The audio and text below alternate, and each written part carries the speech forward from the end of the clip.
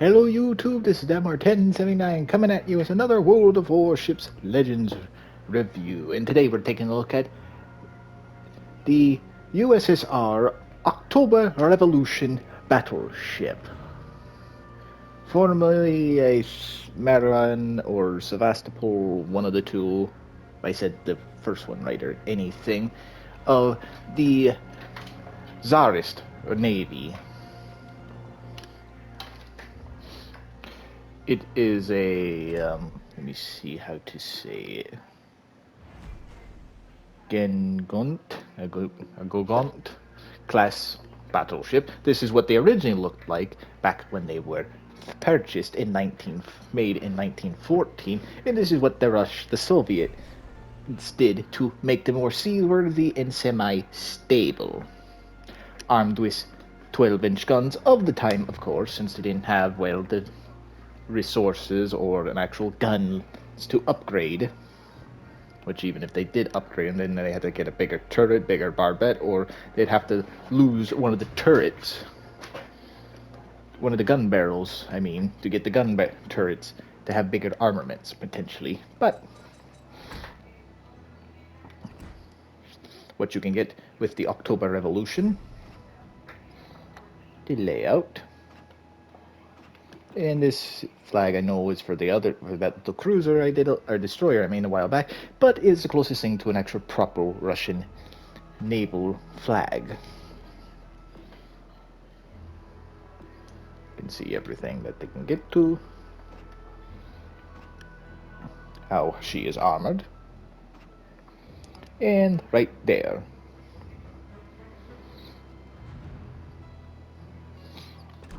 For in service, we've got one right here.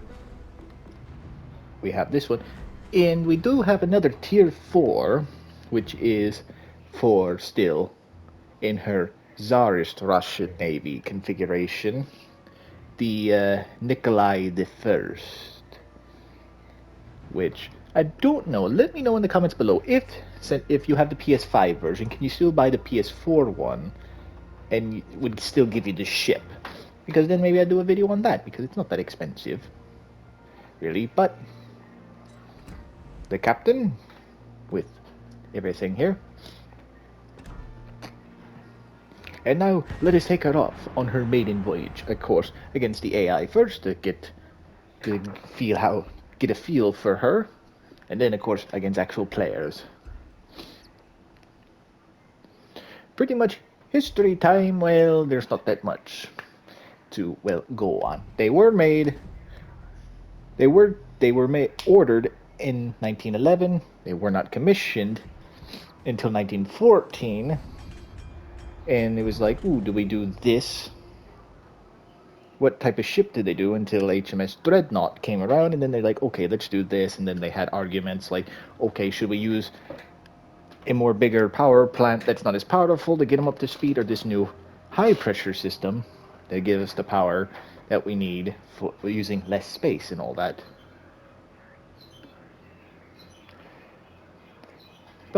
And they eventually wanted the new stuff, so they just got rid of got enough people in to say, hey, we're doing this, a good vote. So they were doing the new pressure system.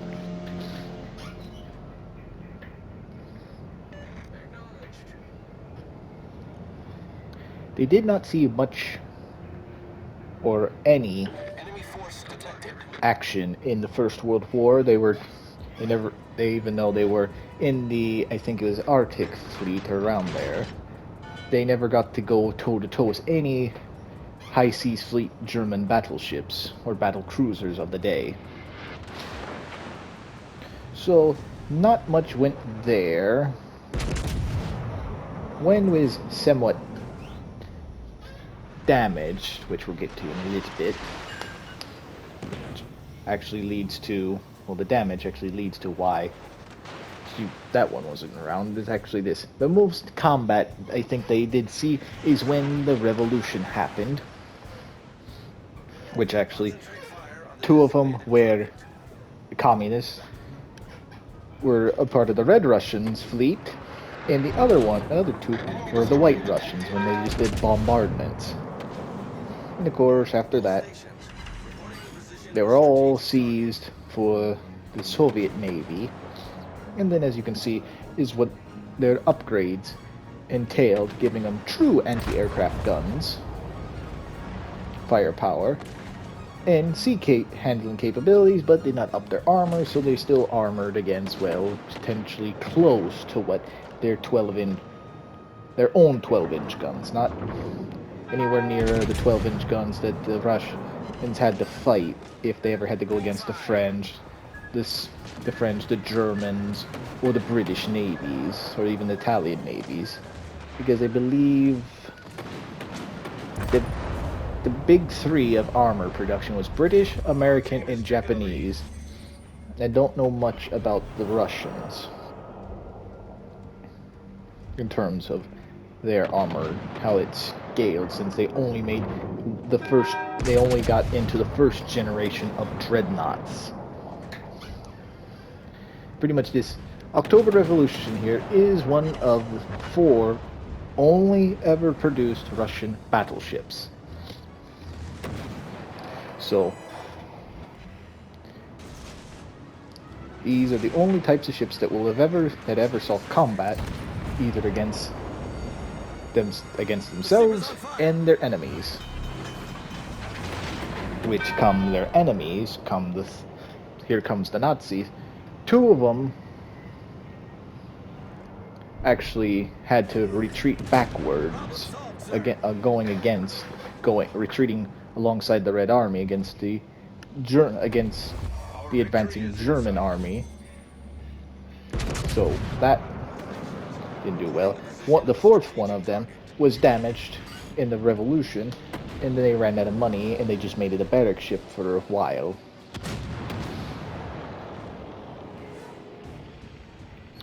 One of them was renamed back to its original name of Sevastopol, took Russian forces back to Sevastopol, and helped in bombardment and all that. In terms of naval careers, they really didn't do anything. They went against their own people in bombardment duties. They didn't help against, I guess, little bit of German forces escorting troop transports and all that, which at that point is like, didn't really matter, I guess. So these ships, at least the last one, note still around. But I think this one here, the October Revolution, was renamed back to its original Russian name, which I don't remember.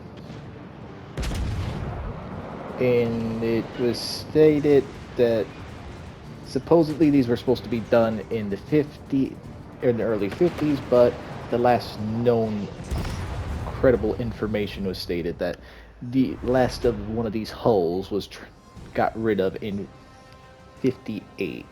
They did maintain them for a little bit after the war as training battleships because, well, Stalin was still alive. He still wanted big Russian battleships, so like Sovetski Soyuz and Vladivostok.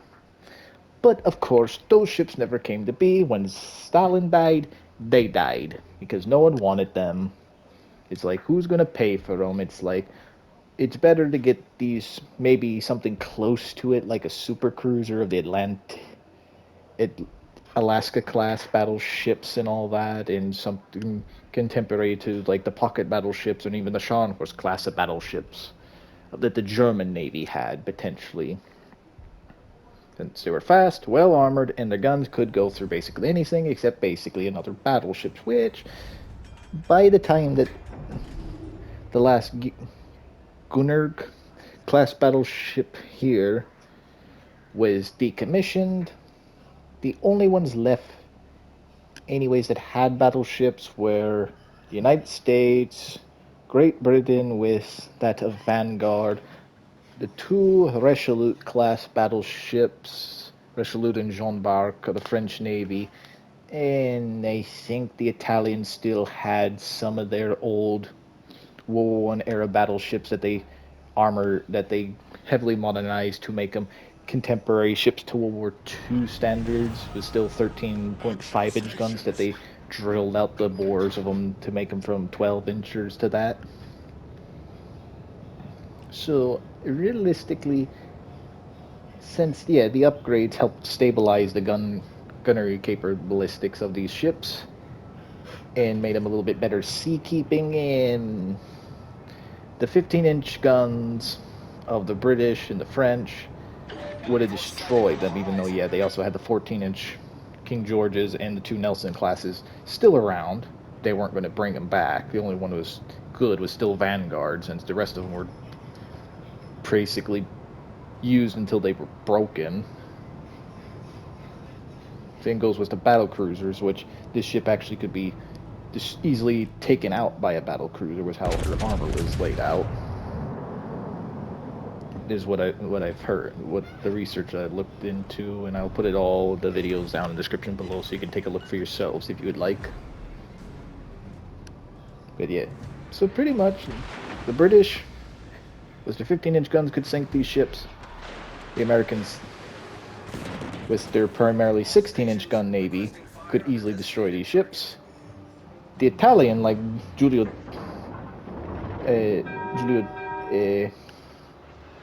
Julius Caesar over there, could have sunk this ship with 13.5-inch guns.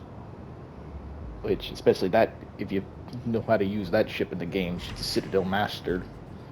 So definitely. So yeah, realistically, anything other than potentially if you had, and this thing was going up against anything besides maybe a cruiser, it would have been done for anyway. So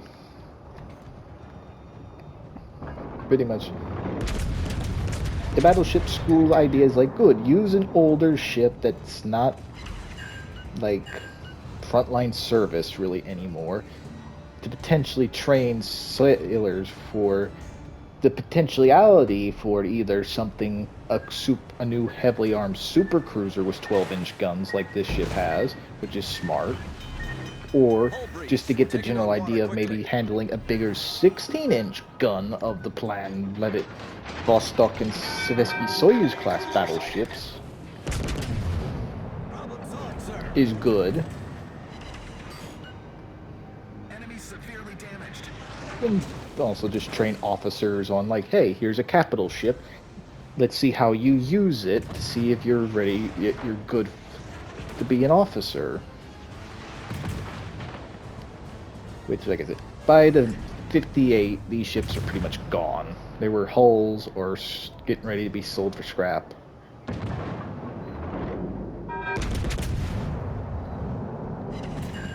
See, that secondary guns can actually start firing now. The enemy team has taken the lead. So yeah, these ships, much like these ships, definitely got their work cut out for them. They got used to their fullest. They got every cent that the used for it, and there I go. So yeah, in terms of resources and money, even though the previous regime paid for them, they got their uses out of them, and then some.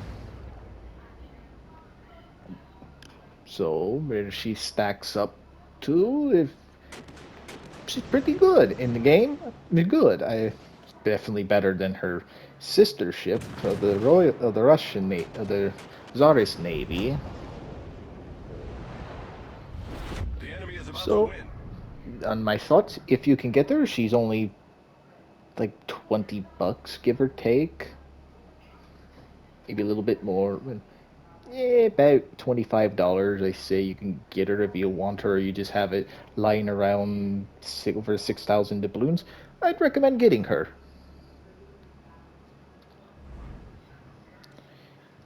Oh, and Dawn. One thing I forgot. This one I got with the benefit of, which I was going to do, but I didn't because I forgot, is I got it with the Victory set. The Victory skin, which I shall show you. I got this skin for her. which will show what it looks like in the store, at least close to it. Ooh. As you can see, also the other videos that I've done thus far.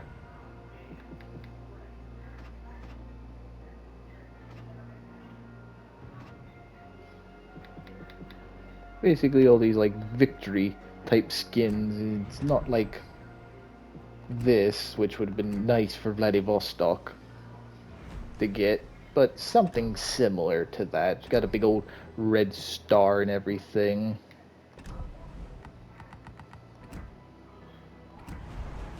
on her. Basically, she turns red and white on her primary smokestack, a big old red star and everything. But if you just want to complete the Russian Navy, especially with its only true battleships it has, pretty much in the game, this is all the battleships I have right now for her, beside another premium one, and then of course Sovetski Soyuz, and Nikolai the First, another tier 4. But let me know in the comments below. Out of all three, a good Ganir, I know I'm saying it wrong, I apologize, class Russian battleships, let me know, which one do you like the most? Do you like the tier 3 one, or do you like the tier 4 ones? And also, do you think they should add all of them so you have all 4 of the sister ships? Let me know. And as always, I hope y'all have a great rest of your day, and I shall catch y'all in the next one. See ya.